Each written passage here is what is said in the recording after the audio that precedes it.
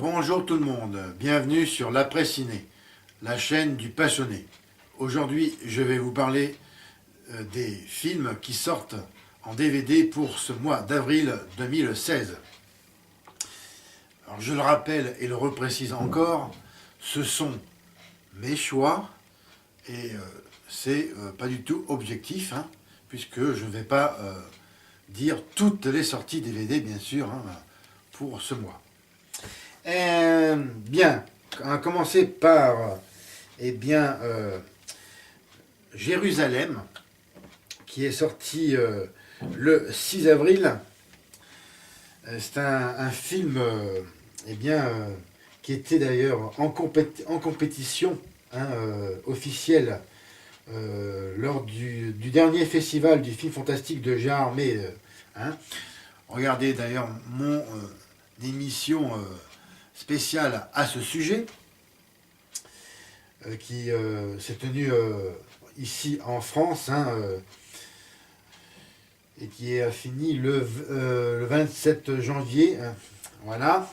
Et bien, c'est moi je dirais que c'est un ovni, puisque c'est un film israélien. C'est la première fois que je vois ça concernant un film d'horreur et qui s'appelle Jérusalem, réalisé par Doron et Yoav Paz, avec dans les rôles principaux Yael Groblas, Daniel Jadolin et Yon Tomarkin. L'histoire, c'est celle de deux jeunes américaines qui partent en vacances à Jérusalem lors du Yom Kippour. Mais cette escapade va se transformer en véritable cauchemar quand l'une des portes de l'enfer va s'ouvrir. Le jour du jugement dernier a sonné. Mais c'est une bande-annonce qui m'a tout de suite plu quand je l'ai vue. Et vraiment, bon, même si il n'y a rien d'extraordinaire, mais néanmoins, vraiment, moi, ce qui me détermine quant à mon intérêt ou pas pour un film, c'est la bande-annonce. Si c'est mauvais, ça veut dire pour moi, c'est un mauvais film, et ça ne m'intéresse pas. Bien, il faut savoir que ce film, alors, une précision, est-ce que je l'ai marqué dans mes notes? J'ai dû les égarer. Voilà, j'ai égaré ma note concernant ce film. Mais oui, voilà, je l'ai remarqué là. Il est sorti le 10 juillet 2015 au Jérusalem Film Festival. Il n'y a pas eu de sortie en salle ici en France. Bon, je trouve ça dommage parce que ça aurait été vraiment intéressant. Parce que vraiment, pour moi, c'est le premier film israélien d'horreur.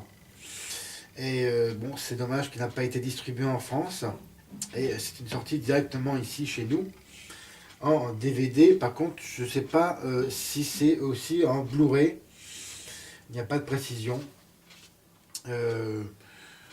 D'ailleurs, cet après-midi, j'allais faire un tour dans une enseigne ici en centre-ville qui vend des DVD. Je verrai si il est en sortie Blu-ray, mais enfin bon, là il n'y a pas de précision.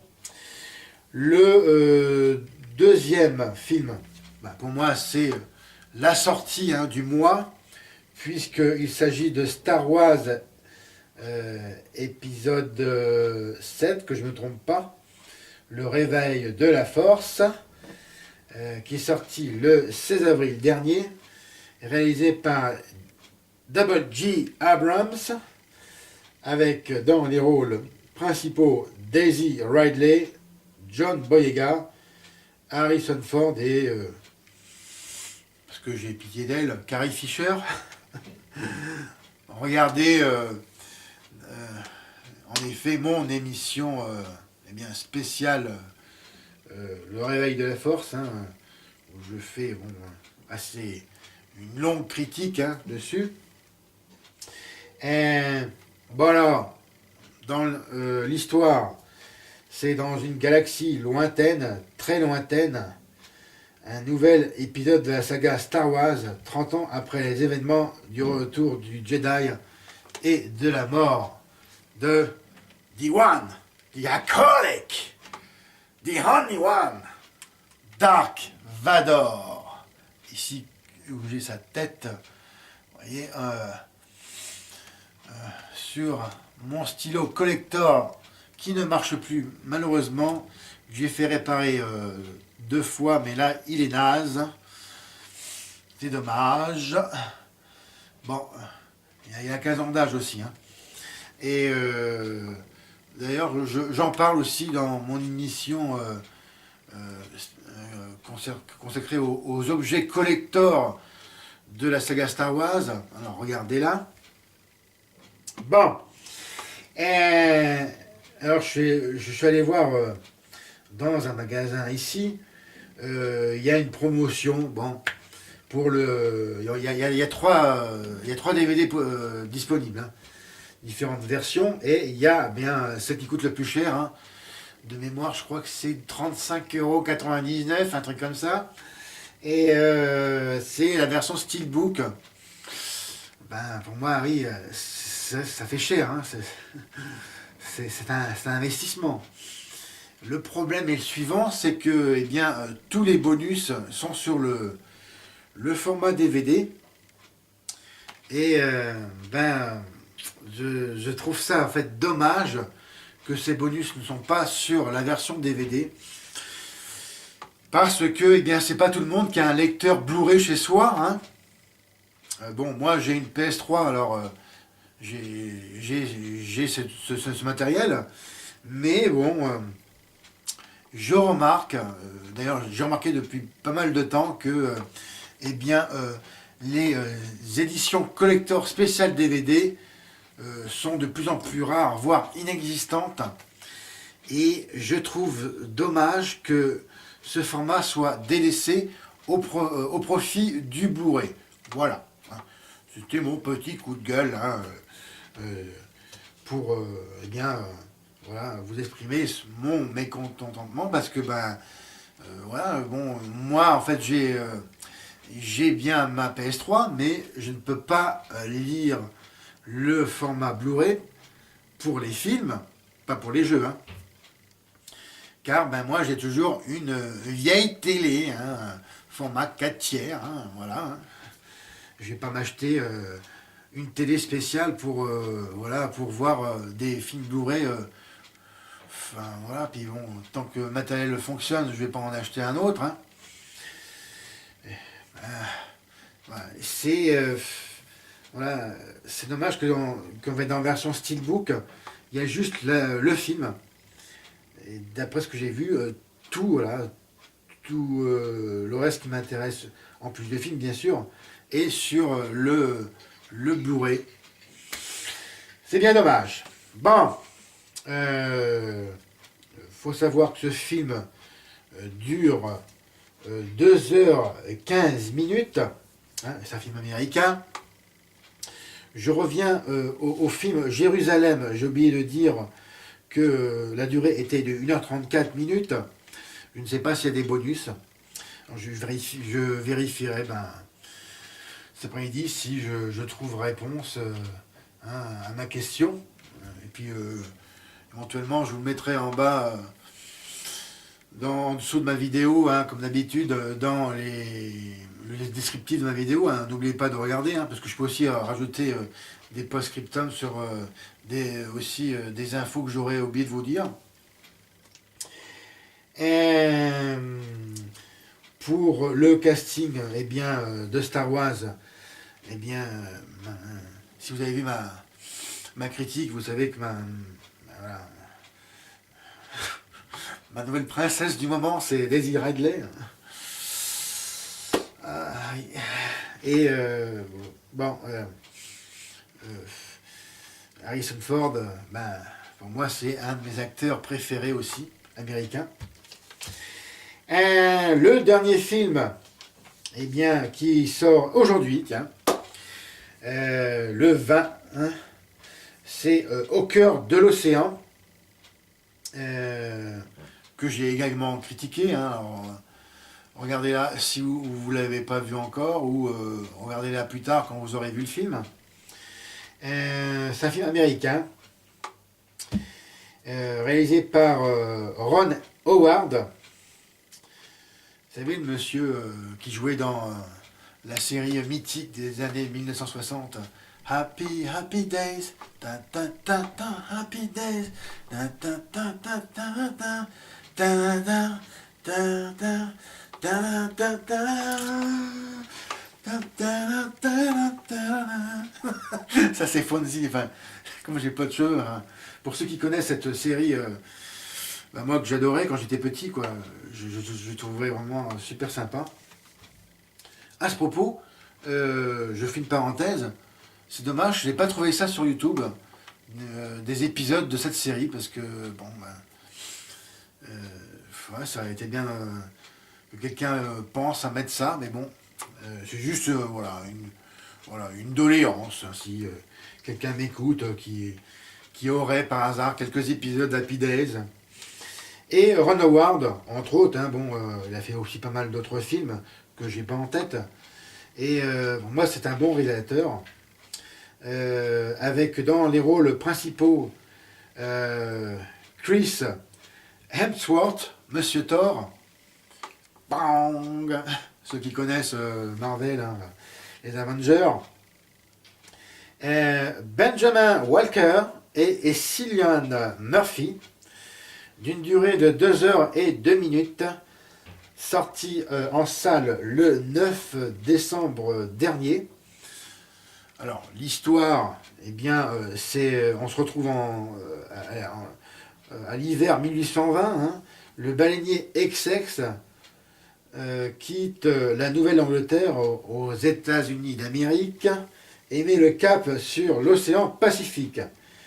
Il est alors attaqué par une baleine gigantesque qui provoque le naufrage de l'embarcation. Moby Dick, eh bien oui, c'est une adaptation de l'œuvre originale, quoique légèrement différente quand même, puisque ce film, bien, voilà, retrace en fait l'histoire de celui qui va écrire le roman de Moby Dick et l'histoire elle-même. Donc en fait, c'est voilà, plus ou moins 2 histoires entremêlées. Et voilà, c'est pour moi un bon film d'aventure. Ce film-là et Star Wars, il faut savoir que bon, moi je les avais vus en 3D. Et bon, pour Star Wars, la 3D, elle était pas mal, pas extraordinaire, mais il y avait une bonne profondeur. Par rapport au cœur de l'océan, eh bien, c'était légèrement mieux, mais que le cœur de l'océan, parce que ce film-là, à part un ou deux moments vraiment à tout casser, je dirais, d'effet 3D, bon, c'est le bémol du film, mais le reste élève le niveau. Après, bon, je n'ai pas vu, enfin je verrai aussi tout à l'heure, hein, si il est proposé en version 3D, ce film, ainsi que Star Wars, hein, je vérifierai tout ça et je vous mettrai eh bien, d'éventuelles infos, hein, en dessous de ma vidéo. Et voici ce qui conclut eh bien, ces sorties DVD pour ce mois d'avril. Hein. Ah, donc, à retenir, Jérusalem, film israélien d'horreur, Star Wars, épisode numéro 7, Le réveil de la force, et Au cœur de l'océan, tous les deux, eh bien, films américains. Je vous remercie de votre attention. Alors, comme d'habitude, regardez et partagez mes autres vidéos. Laissez-moi vos commentaires. Je voudrais savoir si ces sorties vous intéressent, si oui ou non comptez-vous les acheter soit en neuf ou en occasion. Et n'oubliez pas également de laisser de suivre mon actualité sur mon compte Twitter, la Précinée. Hein. N'oubliez pas de me aussi de me suivre régulièrement parce que j'essaye d'approvisionner, voilà, j'allais faire un lapsus, mon compte régulièrement en Twitter d'informations diverses et variées.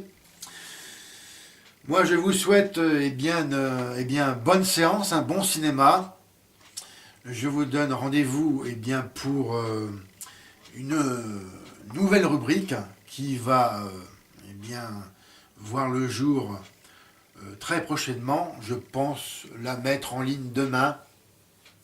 Voilà, que je vous laisse tout le mystère de la chose. Voilà, pour le moment. Hein, je vous en dis pas plus. J'essaye de faire quelque chose d'original pour toujours mieux vous divertir et de faire des choses diverses sur ma chaîne. C'était Fred, et n'oubliez pas, encore mieux, hein, n'oubliez pas de vous abonner à ma chaîne. À bientôt, salut.